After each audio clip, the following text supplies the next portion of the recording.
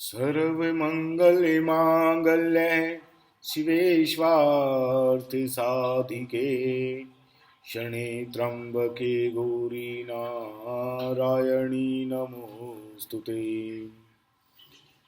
माँ दुर्गा की दूसरी शक्ति ब्रह्मचारिणी की पावन कथा। दूसरा नवरात्रा माँ ब्रह्मचारिणी को समर्पित है। माँ दुर्गा की नव शक्ति का दूसरा स्वरूप ब्रह्मचारिणी का है। यह ब्रह्मा का अर्थ तपस्या से है। माँ दुर्गा का यह स्वरूप भक्तों को सिद्धों को अनंत फल देने वाला है। इसकी उपासना से तप, त्याग, वैराग्य, सदाचार और संयम की वृद्धि होती है। ब्रह्मचारिणी का अर्थ तप की चारिणी यानी तप का आचरण करने वाली। देवी का यह रूप पूर्ण, ज्योतिर्मय और अत्यंत भव्य है। इस देवी के दाएं हाथ में जप की माला है और बाएं हाथ में यह कमंडल धारण किए हैं।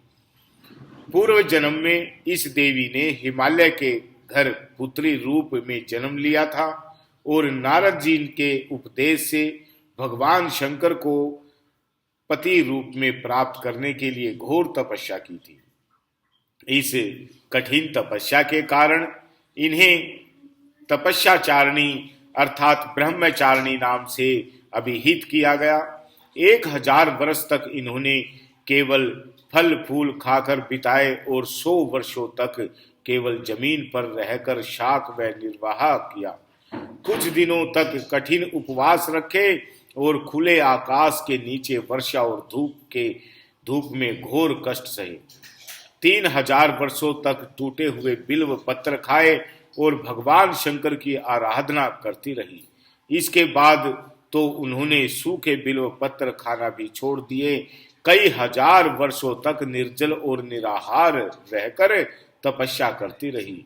पत्तों को खाना छोड़ देने के कारण ही इनका नाम अपर्णा नाम पड़ गया और कठिन तपस्या के कारण देवी का शरीर एकदम क्षीण हो गया।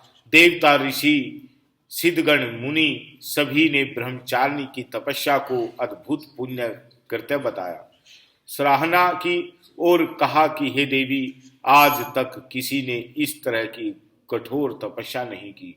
यह तुम्ही से ही संभव थी। तुम्हारी मनोकामना परिपूर्ण होगी और भगवान चंद्रमौली शिवजी तुम्हें पति रूप में प्राप्त होंगे। अब तपस्या छोड़कर घर लौट जाओ, जल्द ही तुम्हारे पिता तुम्हें बुलाने आ रहे हैं।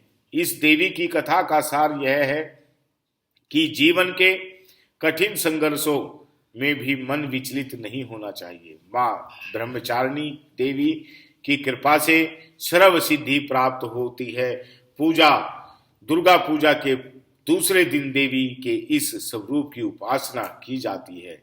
बोलिए ब्रह्मचारिणी दुर्गे की जय।